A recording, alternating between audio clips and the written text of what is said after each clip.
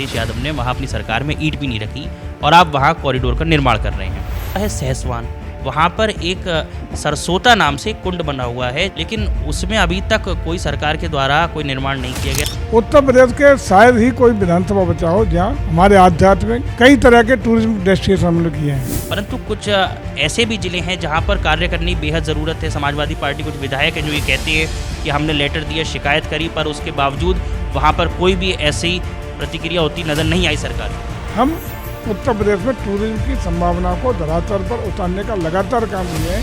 70 तक तो अखिलेश जी उत्तर प्रदेश के मुख्यमंत्री थे, जरा बता दें कितने काम हुए थे। उत्तर प्रदेश में इस समय राजनीतिक पारा तापमान पर है, और तापमान इसलिए ज़्यादा बताया जा रहा है क्योंकि कुछ सामाजिक और राजनीतिक घटनाक्रम इस समय चर्चा का विषय बने हुए हैं। इन्हीं राजनीतिक घटनाक्रमों पर चर्चा करने के लिए मेरे साथ आज मौजूद हैं उत्तर प्रदेश के लोकप्रिय कैबिनेट मंत्री जयवीर प्रताप सिंह जी। सर बहुत बहुत स्वागत है। चलिए आप वेलकम, आपका भी स्वागत है। सर, एक जो सबसे अहम मुद्दा इस समय चर्चा का विषय बना हुआ है वो है मथुरा कॉरिडोर, क्योंकि मथुरा कॉरिडोर को लेकर भारतीय जनता पार्टी ये कहती है कि अखिलेश यादव ने वहाँ अपनी सरकार में ईंट भी नहीं रखी और आप वहाँ कॉरिडोर का निर्माण कर रहे हैं। लेकिन वहाँ पर जो लोग हैं जिनको वहाँ से हटाया जा रहा है, जो वहाँ सालों से रह रहे हैं, वो वहाँ आंदोलन कर रहे हैं और अभी तक सरकार से जो वार्तालाप हो पाया है उनका, तो वो कहीं ना कहीं संतुष्ट नज़र नहीं आ रहे हैं। उसको सरकार कैसे आगे बढ़ाएगी सर? देखिए, कोई भी अच्छा काम होता है तो कहीं ना कहीं हल्की फुल्की छोटा बात कहीं ना कहीं विरोध का सामना भी करना पड़ता है, लेकिन जो भी लोग विस्थापित होंगे उनको भी पुनर्स्थापित करने के लिए सरकार योजनाबद्ध तरीके से व्यवस्था करेगी। काशी का कॉरिडोर बना, उस समय स्थितियाँ क्या थी, कुछ लोगों को विस्थापित वहाँ भी होना पड़ा, लेकिन बाद में सभी लोग पूरी तरह संतुष्ट हुए और आज विश्व पटल पर काशी का कॉरिडोर अपने को अलग थलग अपनी पहचान देने का काम कर रहा है। मथुरा के कॉरिडोर के विषय में, वृंदावन का हो मथुरा को, आप भी महसूस करते होंगे कि प्रतिवर्ष जब जब जन्माष्टमी आती है, कोई ऐसा अच्छा अवसर आता है या बीच बीच में भी जब अति भीड़ होती है तो कोई ना कोई बड़ी घटना है, दम घुटने से, भीड़ के कारणों से मरती हैं, बड़ी घटनाएं होती हैं, घायल होते हैं, दम घुटने से मरते हैं। इन घटनाओं की पुनरावृत्ति न हो, क्योंकि लोगों की श्रद्धा आस्था का बड़ा केंद्र मथुरा वृंदावन है, जहाँ लाखों श्रद्धालु प्रतिदिन देश और दुनिया से आकर के वहाँ अपने को पुण्य लाभ लेने का काम करते हैं। तो उनका सुगम दर्शन हो सके, सुगम व्यवस्था हो सके, किसी को कोई असुविधा न हो, इसके लिए सरकार प्रतिबद्धता से लगातार काम कर रही है।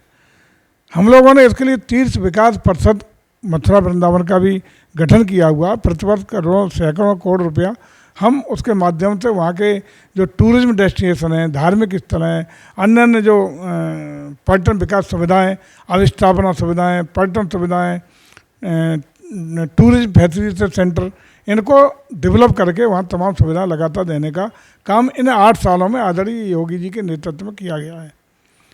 अब इसको व्यवस्थित करना, कॉरिडोर के रूप में विकसित करना और वैश्विक मानकों के अनुरूप उसको डेवलप करना, ये हम लोगों का उद्देश्य है। इसी उद्देश्य के तहत जिन लोगों को वहाँ विस्थापित होना है या उनका कोई क्षति होनी है, उनको भी रीसेटल करने के लिए, उनको भी पुनर्स्थापित करने के लिए हम लोगों की योजना है। किसी को कोई असुविधा नहीं होगी और मैं समझता हूँ कि धीरे धीरे वहाँ के लोगों के समझ आ रहा है और ज़्यादातर लोग संतुष्ट नज़र आ रहे हैं। कतिपय कुछ लोग अभी रह गए हैं, वो भी कुछ ना कुछ ऐसे लोग हैं जो राजनीतिक कारणों से और अन्य अन्य कारणों से कहीं ना कहीं प्रेरित किए जा रहे हैं, लेकिन उनके भी समझ में आज से धीरे धीरे आएगा और सभी लोग सहयोग करेंगे।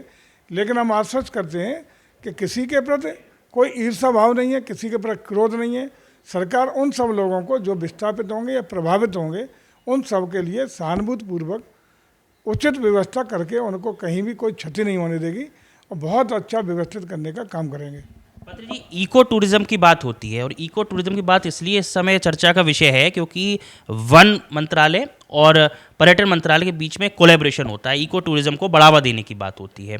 वहीं ये बात होती है कि जो जितने भी 75 जनपद हैं, जितने हाइपर लोकल जो गांव हुए या जो कस्बे हुए जहां पर पुरानी पद्धति की चीज़ें या इमारतें मौजूद हैं, उनको विकसित किया जाएगा। पर्यटन विभाग और जो वन मंत्रालय है, अगर आसपास वन का क्षेत्र है तो उसको एक टूरिज्म के डेस्टिनेशन से।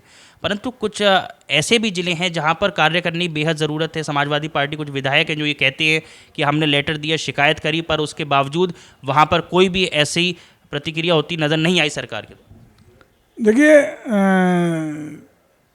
टूरिज्म फैसिलिटेशन डेवलप करना सरकार प्रतिबद्धता के साथ काम कर रही है। उत्तर प्रदेश के शायद ही कोई विधानसभा बचा हो जहाँ हमारे आध्यात्मिक कई तरह के टूरिज्म डेस्टिनेशन हम लोग किए हैं। रूरल टूरिज्म से लेके इको टूरिज्म से लेके इको टूरिज्म जिसकी आप चर्चा कर रहे हैं, ये तो इको टूरिज्म बोर्ड ही अलग बनाया हुआ है, जिसमें आयुष विभाग, वन विभाग, पर्यटन विभाग पर नोडल पर्यटन है, लेकिन कई विभागों को जोड़ते हुए माननीय मुख्यमंत्री की अध्यक्षता में एक इको टूरिज्म बोर्ड का गठन किया गया है, जिससे विभिन्न विभागों की परिसंपत्तियों पर किस तरह टूरिज्म फैसिलिटीज हम लोग डेवलप कर सकते हैं, इसके लिए इसको हम लोगों ने लगातार तेज गति से करने का काम कर रहे हैं। दूसरी ओर उत्तर प्रदेश में, जैसा आप भी जानते हैं, भगवान राम की जन्मस्थली यहाँ है, भगवान शिव का काशी का डेस्टिनेशन यहाँ है, मिर्ज़ापुर में माँ विंध्यवासिनी है, मथुरा में हमारा मथुरा वृंदावन भगवान कृष्ण की जन्मस्थली कीड़ा स्थली है, गोरखपुर मंदिर में गोरखपुर का एक बड़ा नाथ संप्रदाय का तीर्थ स्थल है, नेमी सारण 84 करोड़ ऋषियों मुनियों तपस्वियों की तपोभूमि है।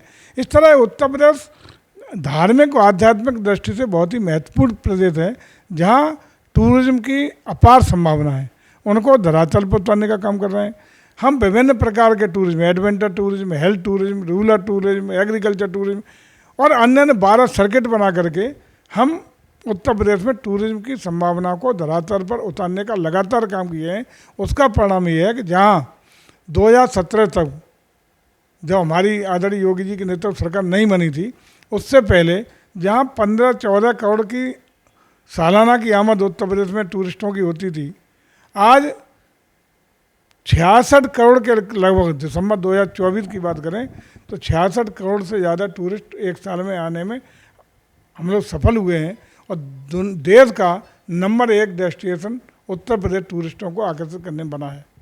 यदि कुंभ को जोड़ दें, कुंभ नहीं जोड़ रहे हैं इसमें, अगर कुंभ इसमें जोड़ दें जो जनवरी 25 में शुरू हुआ, फरवरी तक चला, तो उसमें अकेले 66.3 करोड़ से ज़्यादा टूरिस्ट उत्तर प्रदेश में आए, देशी विदेशी। मंत्री जी, ये सवाल जो है ये इसलिए जहन में आता है क्योंकि एक ज़िला है बदायूं में विधानसभा लगती है बिलसी, वहाँ पर आपके द्वारा कछला में एक भव्य घाट निर्माण किया गया, बड़ा भव्यता से उसके साथ में गेस्ट हाउस निर्माण किया गया।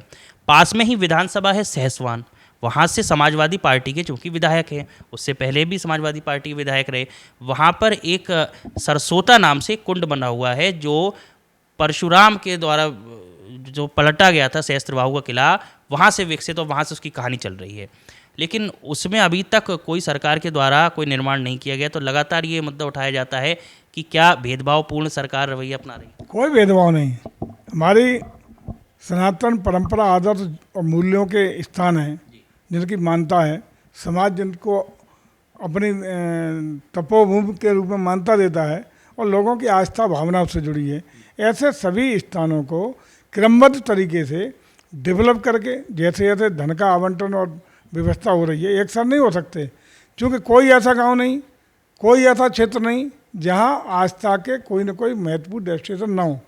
लेकिन जिस तेज गति से हम लोगों ने आदरणीय योगी जी के नेतृत्व में पर्यटन स्थलों को, खासकर धार्मिक और आध्यात्मिक स्थलों को डेवलप करने का काम किया है, पर्यटन सुविधाएं विकसित करने का काम किया है, कनेक्टिविटी देने का काम किया है, वो बेमिसाल है। अगर यही काम 70 तक तो अखिलेश जी उत्तर प्रदेश में मुख्यमंत्री थे, जरा बता दें कितने काम हुए थे, लेकिन हमने गति दी है। लेकिन ये भी स्वीकार करते हैं कि कतिपय तमाम चीज़ें अभी और बाकी हैं जहाँ अभी काम होने हैं।